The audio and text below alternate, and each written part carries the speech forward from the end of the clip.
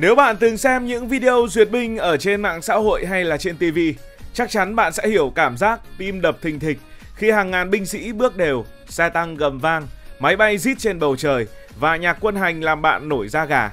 Những lễ duyệt binh không chỉ là dịp để các quốc gia phô diễn sức mạnh quân sự, mà còn là một màn trình diễn nghệ thuật, kỷ luật và tinh thần dân tộc. Đâu là những quốc gia có những màn duyệt binh ấn tượng nhất thế giới? Đây là một bảng danh sách, không phải là một bảng xếp hạng.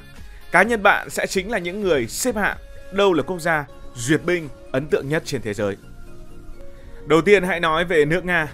Các lễ duyệt binh tại quảng trường đỏ Moscow, đặc biệt là vào ngày chiến thắng, là biểu tượng của sức mạnh, kỷ luật và lịch sử hào hùng. Hình ảnh chúng ta thường ấn tượng về duyệt binh của Nga đó là một buổi sáng, quảng trường đỏ rộng lớn sẽ được bao phủ bởi không khí trang nghiêm. Hàng chục ngàn binh sĩ từ lục quân, hải quân, không quân đến các lực lượng đặc nhiệm đứng thành hàng thẳng tắp. Tiếng nhạc quân hành vang lên kết hợp với tiếng hô vang dội tạo ra một bầu không khí khiến bạn cảm thấy như đang sống trong một bộ phim sử thi. Vậy tại sao Nga lại có những lễ duyệt binh hoành tráng như vậy? Đó là ngày chiến thắng, ngày kỷ niệm chiến thắng của Liên Xô trong Thế chiến thứ hai. Lễ duyệt binh đầu tiên vào năm 1945 có hơn 40.000 binh sĩ Hồng quân và từ đó Nga tiếp tục duy trì truyền thống này với quy mô ngày càng lớn. Đây không chỉ là dịp để phô diễn sức mạnh mà còn là cách để Nga tôn vinh những người đã hy sinh và khẳng định vị thế siêu cường. Các lễ duyệt binh của Nga thường kết hợp hoàn hảo giữa truyền thống và hiện đại. Những nghi thức từ thời Liên Xô như đội hình danh dự cầm cờ được giữ nguyên, và Nga cũng phô diễn những khí tài tối tân như tên lửa đạn đạo liên lục địa có thể mang đầu đạn hạt nhân. Sự đồng đều của binh sĩ cũng là một điểm nhấn. Mỗi bước chân, mỗi cái vung tay đều được tập luyện hàng tháng trời. Cùng với đó là sự tham dự của những quân đội tới từ những nước anh em. Nếu bạn xem video về những lễ duyệt binh của Nga, bạn sẽ thấy những góc quay rất hoành tráng. Từng ánh mắt của binh sĩ nhìn thẳng tắp và có những hình ảnh về các khí tài cực kỳ ấn tượng. Chuyển sang châu Á, chúng ta có Trung Quốc, một cỗ máy duyệt binh chính xác. Nếu Nga là ông vua của sự hoành tráng, thì Trung Quốc là bậc thầy về kỷ luật và công nghệ. Các lễ duyệt binh của họ, đặc biệt vào Quốc khánh hoặc các dịp kỷ niệm lớn, là minh chứng cho sự chuyên nghiệp của quân giải phóng nhân dân. Trung Quốc bắt đầu tổ chức duyệt binh từ năm 1949 khi nước Cộng hòa Nhân dân Trung Hoa được thành lập. Các sự kiện này không chỉ để kỷ niệm mà còn là dịp để họ thể hiện vị thế của một quốc gia đang ngày càng phát triển. Đặc biệt trong bối cảnh cạnh tranh với Mỹ và các quốc gia khác, mỗi lễ duyệt binh đều được chuẩn bị kỹ lưỡng với hàng tháng trời luyện tập để đạt được sự hoàn hảo.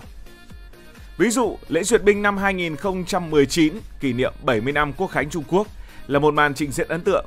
Hơn 15.000 binh sĩ, 580 khí tài quân sự và 160 máy bay đã tham gia tại quảng trường Thiên An Môn Bắc Kinh. Mỗi bước chân cách nhau rất đều đặn, mỗi cái vung tay tạo góc 90 độ chính xác. Trung Quốc cũng thường xuyên khoe những công nghệ của mình. Trong lễ 2019, họ trình diễn tên lửa siêu thanh được cho là có thể xuyên thủng mọi lá chắn phòng ngự, hay xe tăng Tu-99A, máy bay tàng hình J-20 và máy bay không người lái cũng được phô diễn. Sự kỷ luật của Trung Quốc là rất ấn tượng. Binh sĩ được huấn luyện khắc nghiệt, đôi khi đứng hàng giờ dưới nắng để đảm bảo đội hình hoàn hảo. Nếu bạn xem những video cận cảnh, bạn sẽ thấy từng ánh mắt, từng động tác đều như được lập trình. Nói đến duyệt binh mà bỏ qua Triều Tiên thì thực sự là thiếu sót. Các lễ duyệt binh tại quảng trường Kim Nhật Thành, Bình Nhưỡng, đặc biệt là vào dịp Quốc khánh của Triều Tiên hoặc sinh nhật lãnh tụ, luôn gây sự chú ý. Ở đây có yếu tố phô trương, có cả bí ẩn và có quy mô hoành tráng. Triều Tiên có cách làm duyệt binh rất riêng, vừa hùng tráng, vừa mang màu sắc tuyên truyền mạnh mẽ, khiến cả thế giới phải tò mò. Triều Tiên tổ chức duyệt binh để khẳng định sức mạnh, đặc biệt trong bối cảnh bị cô lập quốc tế. Các sự kiện này thường được truyền hình trực tiếp trong nước, nhưng cũng được quay kín hoặc phát lại trên mạng xã hội, thu hút hàng triệu người xem trên toàn cầu. Mỗi lễ duyệt binh là cơ hội để Triều Tiên khoe những khí tài mới, từ tên lửa đến xe tăng, khiến các nhà phân tích quân sự luôn phải đau đầu. Ví dụ, lễ duyệt binh năm 2020, kỷ niệm 75 năm thành lập Đảng Lao động Triều Tiên, là một màn trình diễn không thể tin nổi. Nó diễn ra vào ban đêm trên quảng trường Kim Nhật Thành. Quảng trường được thắp sáng rực rỡ bởi đèn và pháo hoa. Hơn 2 vạn binh sĩ đã tham gia, mặc đồng phục nhiều màu sắc, tạo ra một bức tranh sống động. Điểm nhấn là những khí tài cực khủng, trong đó có tên lửa đạn đạo liên lục địa được cho là có tầm bắn tới Mỹ. Những tên lửa này được đưa qua quảng trường trên những xe tải khổng lồ. Một điều thú vị là Triều Tiên thường chọn ban đêm để tổ chức, với ánh sáng và pháo hoa làm tăng tính kịch tính. Các khối binh sĩ, đặc biệt là nữ quân nhân, bước đi với động tác mạnh mẽ, đồng đều, kèm theo những tiếng hô vang dội. Họ cũng thường khiến cả thế giới chú ý khi công bố những khí tài mới. Tuy nhiên, cũng có người cho rằng những màn duyệt binh của Triều Tiên đôi khi hơi phô trương về tính tuyên truyền.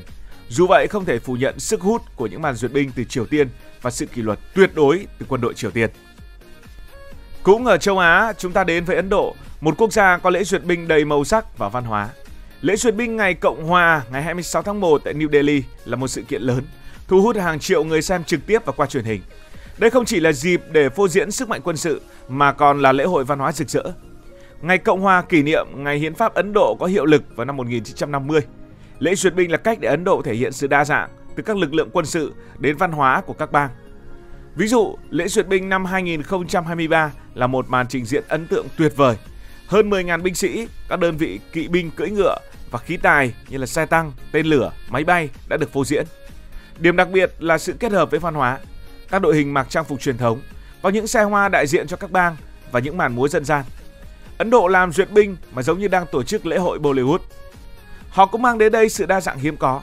Bạn sẽ nhìn thấy những người lính biên phòng cưỡi lạc đà, những đơn vị đặc nhiệm với quân phục. Tất cả đều hòa quyện trong những bức tranh rực rỡ. Những màn trình diễn văn hóa như là múa truyền thống cũng làm tăng tính giải trí. Và Ấn Độ luôn làm mọi thứ theo cách rất riêng của mình. Chuyển sang châu Âu, chúng ta có Pháp với lễ duyệt binh ngày 14 tháng 7, một trong những sự kiện lâu đời nhất thế giới, bắt đầu từ năm 1880.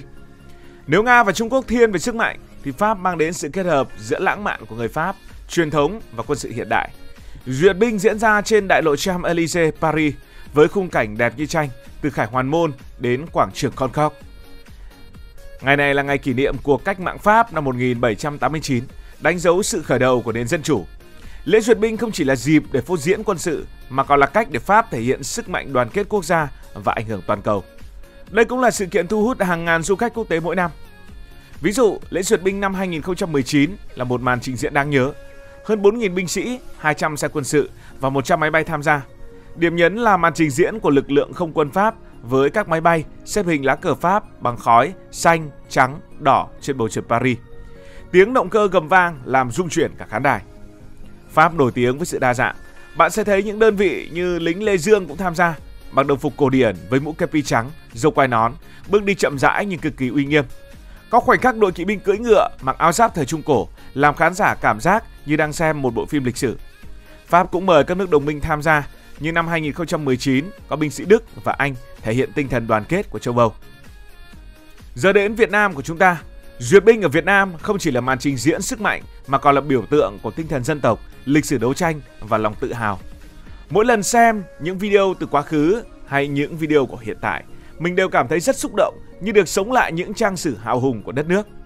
Thực ra thì cũng phải nói rõ, Việt Nam chúng ta những năm gần đây thiên về diễu binh, diễu hành nhiều hơn là duyệt binh. Như lễ duyệt binh lớn nhất trong lịch sử của nước ta thường diễn ra tại quảng trường Ba Đình, Hà Nội, nơi Chủ tịch Hồ Chí Minh đọc bản tuyên ngôn độc lập năm 1945. Về sau chúng ta có những sự kiện diễu binh và diễu hành. Những sự kiện này không chỉ để phô diễn sức mạnh quân sự mà còn khẳng định ý chí độc lập và sự đoàn kết của dân tộc. Việt Nam thường tổ chức những sự kiện này vào các dịp lễ lớn như các năm Chẵn của Quốc khánh hoặc ngày thống nhất đất nước. Việt Nam có thể không sở hữu quá nhiều khí tài tối tân như Nga, Trung Quốc, nhưng những loại pháo tự hành, tên lửa phòng không hay xe tăng sẽ được trình diễn cũng đủ giúp khán giả cảm thấy trầm trồ. Tại sao Việt Nam đặc biệt? Vì diễu binh, diễu hành và duyệt binh trong quá khứ của Việt Nam không chỉ là sức mạnh mà còn là cảm xúc. Mỗi bước đi như kể lại những câu chuyện của lịch sử, từ thời kháng chiến chống Pháp, chống Mỹ, những cuộc chiến tranh ở biên giới cho đến hòa bình ngày hôm nay. Sự đồng đều và kỷ luật của các lực lượng cũng được khen ngợi, dù quy mô nhỏ hơn các siêu cường. Vậy, bạn ấn tượng với màn duyệt binh, diễu hành của quốc gia nào nhất? Thật khó để chọn, vì mỗi nước mang một phong cách riêng. Nga hùng tráng như những bộ phim bom tấn, với quy mô và khí tài khủng. Trung Quốc kỷ luật như một cỗ máy, phô diễn công nghệ của tương lai. Triều Tiên bí ẩn và phô trương, luôn tạo bất ngờ. Pháp lãng mạn kết hợp giữa truyền thống và hiện đại. Việt Nam thì luôn đầy cảm xúc, đầy sự tự hào, mang tinh thần dân tộc. Ấn Độ rực rỡ với văn hóa và sự đa dạng. Cảm ơn vì đã quan tâm theo dõi câu chuyện này. Nếu cảm thấy thú vị, bạn có thể nhấn nút đăng ký kênh, bật chuông thông báo và chia sẻ.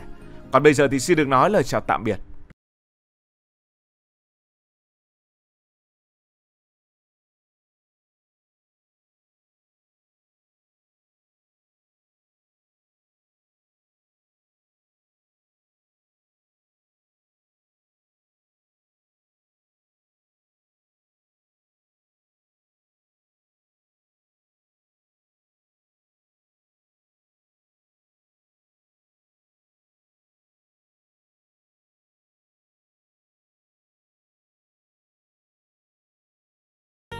Cảm ơn các bạn đã dành sự đồng hành cùng Hải Thanh Story.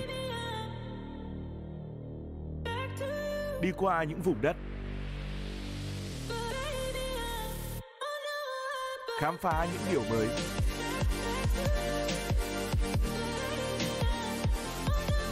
Đừng ngần ngại, hãy để lại những góp ý và xin được hẹn gặp lại.